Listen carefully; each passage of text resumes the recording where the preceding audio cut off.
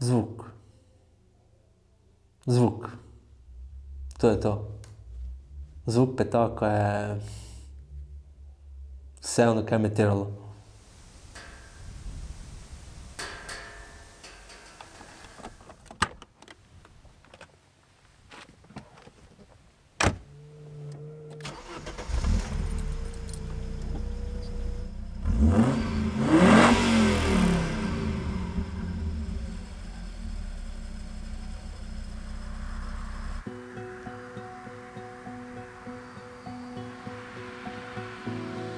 Priča je počela u srednjoj školi, drugi razred, dok je neki stari deda se dofural v gradu, je to bilo, baš sam išao u škole i onda sam spazio neki čudan auto. Fakat je bio čudan, zato jer takvog auta još nisam vidio, onak vidim Audi GT, prvi glas, nikad nisam vidio do onda. Ne, stvarno original stanje, sve super, zvuk 5 cilindara naravno. I to me jednostavno privuklo i tu sam rekao da moram nabaviti nekaj takvoga. To je bilo drugi srednji. Još nisam imao niti auto, niti vozačku, niti ništa. Imao sam bicikl. I tako, kako je vrijeme prolazilo, tako sam ja kupio prvi auto koji je bio Golf dvojka. Svaki čovjek koji slaže aute mora imati neku dvojku. Nisam već znao kaj bi slagao. I onda sam odlučio potražiti nekaj drugo. Onda sam se sjetio da sam ja nekad davno vidio tog kupeja.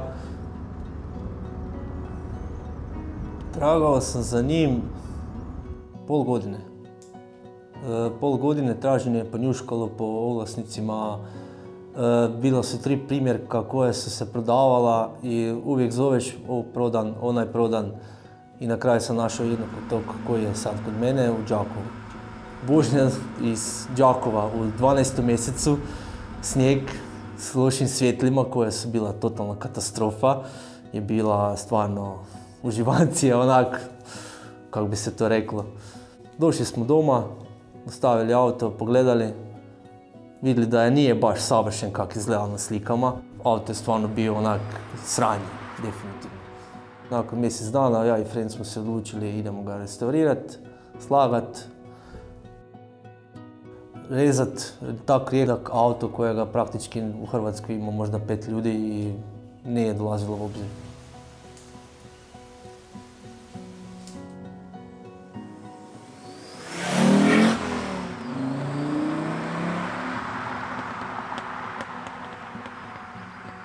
Dok sam počeo rastavljati tek auto, onda sam tek vidio kak je. Auto je bio trul.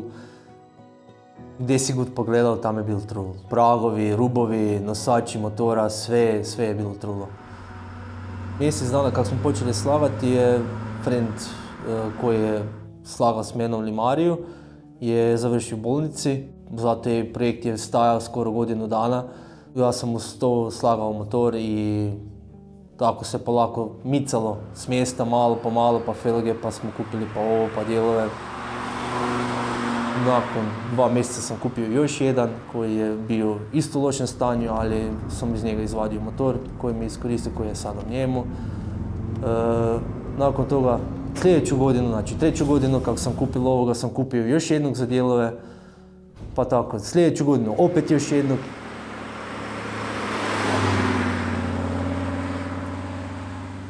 Traženja po otpadu, Audi B3, zadnje kočnice, diskovi, slaganje. Nakon kad sam složio kočnice, maknuli smo vakuum pumpu koja je bila u jako lošem stanju, pa smo stavili praktički čep na glavu motora da zatvorimo to jer nema potrebe uopće za vakuum pumpom, inače u svakodnevnoj vožnji. Pošto je Einspitz kojega on ima, nije bilo baš u najboljem stanju, bio je jako loš, glava je bila puna hrđe i nije bilo stvarno iz pasa, pa smo to stavili u drugog motora. To je bilo u 2.0 motora je sad glava i to smo sve prepasao, složili, naštelali tlakove i čak mogu reći da čak ide i bolje nego original. Stavljao sam širokopojasnu lambda sondu da sve to naštelam.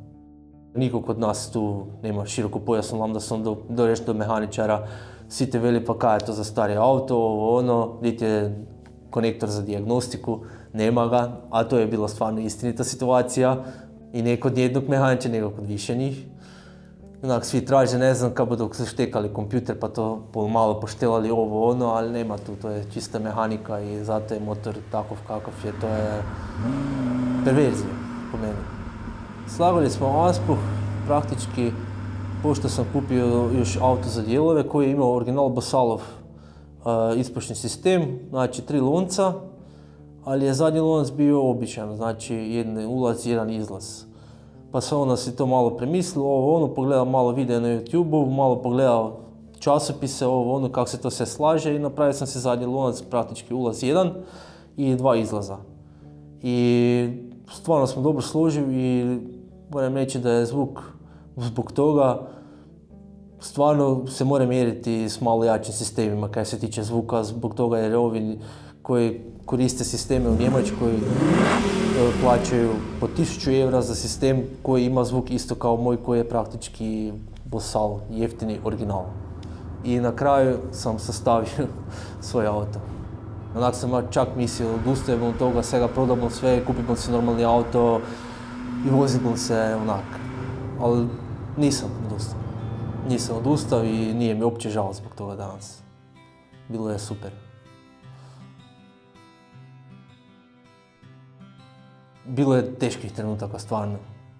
Neki dijelovi nisu odgovarali, neko je trebalo napraviti druge, izmisliti druge dijelove, sve to uskladiti. Auto smo radili ja i friend koji je završil stolariju, kojem je radio limariju, i ja koji sam električar koji sam radi mehaniku. Auto je praktički napravljen iz nule. Slagao sam od motora do čiste mehanike, do elektrike, do limarije, nekaj kaj sam trebalo variti jer sam većinu auta sam povaril, jer sam si kupio i CO2 aparat i sav mogući alat kaj mi je trebalo gut. Sve sam si složil s vam i to je bilo onak iskustvo kojemu bi stvarno svakomu poželio.